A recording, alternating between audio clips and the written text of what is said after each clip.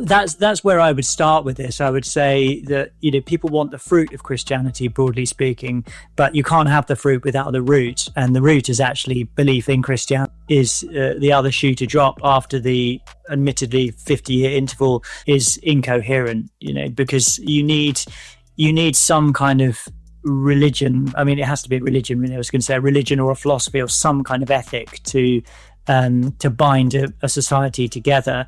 And the idea of multiculturalism kind of implies that you can sort of forgo that necessity, and really what we're seeing is a breakdown of social cohesion as a result, and a sort of vying for dominance amongst various different ideological points of view. And in my book, and again, I'm not telling them what to do, and I'm not even making any kind of judgment on this, but it just seems inevitable to me that Islam will become much more of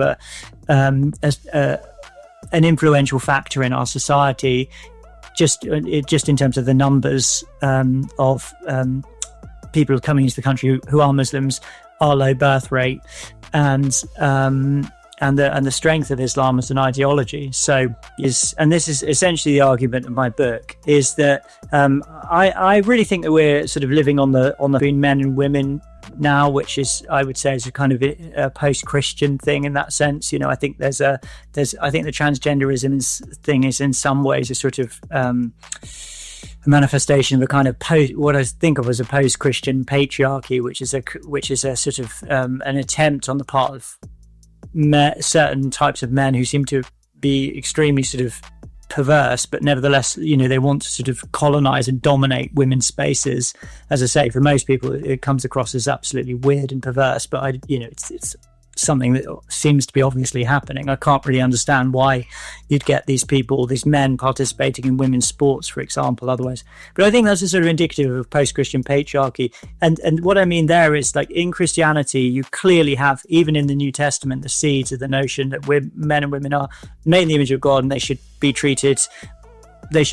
treated with respect, in the marriage relationship, for example. The Apostle Paul talks about that in the book of Ephesians and elsewhere. And as the influence of Christianity fades, so will the influence of these ideas. So you will get this antagonism back between men and women. And I argue, I mean, this is a sort of broad thing to say, but if it's just a case of a sort of post-Christian secularism taking over, I think what will happen is just that the strong will begin to subjugate the weak again, and the principles of pity and compassion for the weak and so on, they'll just fade away over time.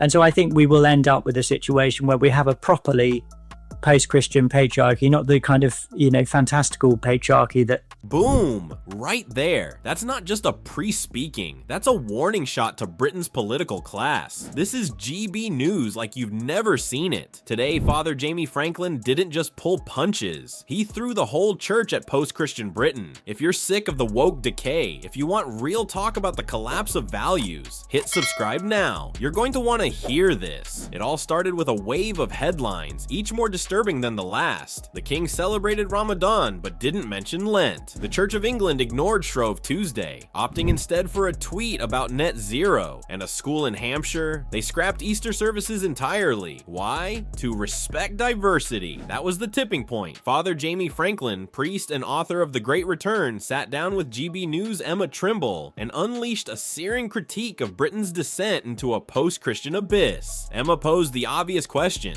Well, we're not a Christian country anymore.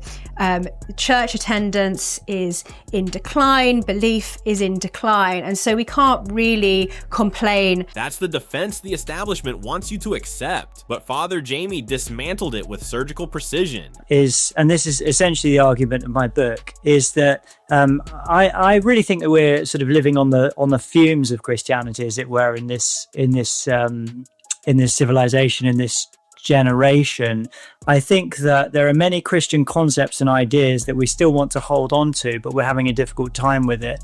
So chief among those, I'd look at something like, the idea that we're all sort of equally valuable or something like that, which is fundamentally a Christian concept.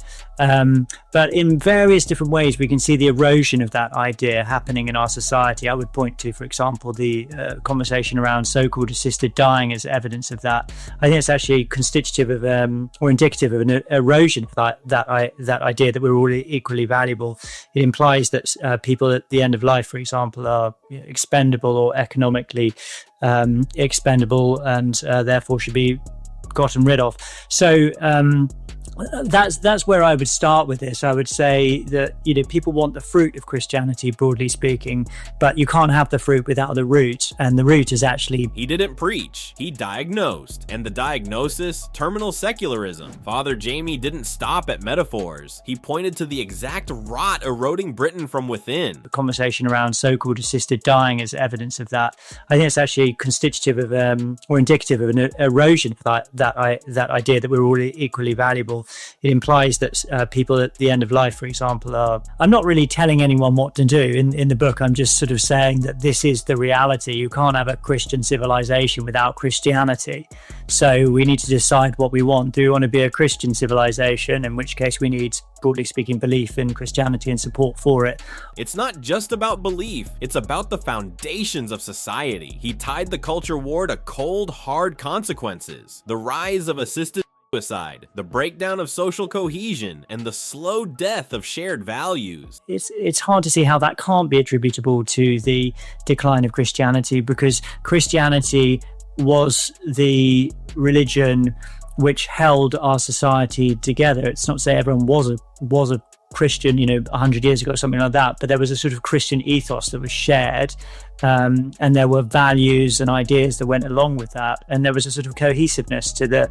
And then he dropped a truth bomb. Is incoherent, because you need some kind of religion. I mean, it has to be a religion. I was going to say a religion or a philosophy or some kind of ethic to bind it. But instead, Britain embraced ideological chaos, unfettered immigration, ideological balkanization, and lurking in the shadows. Making any kind of judgment on this, but it just seems it seems inevitable to me that Islam will become much more of an influential factor in our society, just in terms of the numbers of people coming into the country who are Muslims, our low birth rate, and the strength of Islam as an ideology. So this wasn't fear-mongering, it was a forecast, and the implications... transition from a Christian society over to a post-Christian society to an Islamic society, in that sense, I think are very clear. After tearing through secularism's weak facade, Father Jamie went in for the kill, backed by cold historical fact.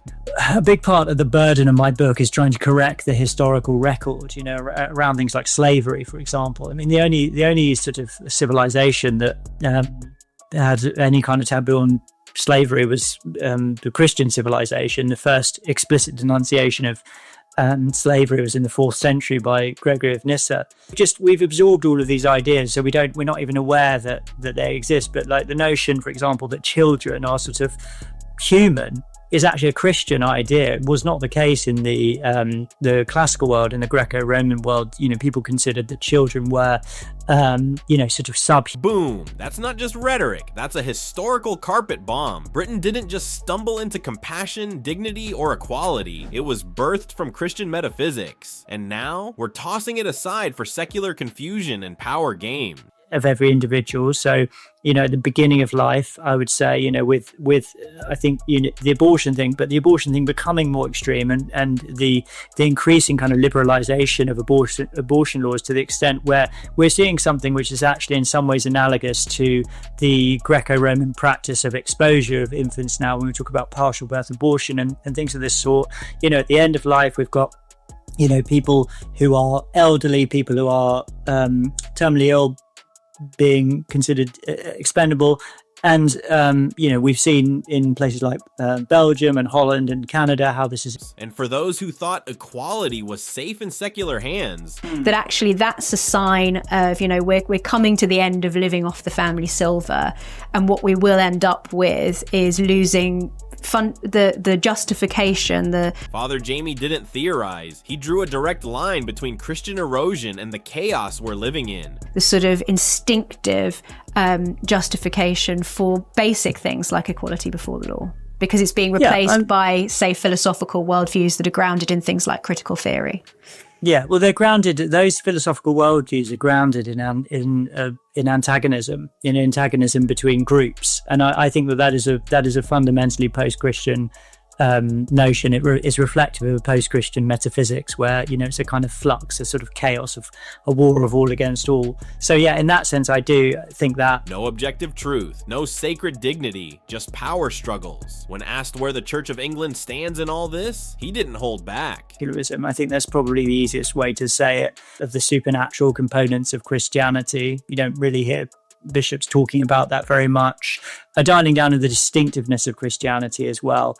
And also what I would characterize as a kind of perennialist view of Christianity, which is actually the kind of thing that I think you hear when you hear King Charles talking. I think that he articulates this sort of perennialist view whereby Christianity is a sort of it's one religion amongst others, and it therefore has a kind of utility in the. Then came the dagger. We bought into the rubbish. I'd use a stronger word if I could, but I'm a vicar. We bought into the rubbish, Emma, and the church is hemorrhaging critically as a result of it. Even the establishment's leaders seem to want out. Church actually is, and I do understand that.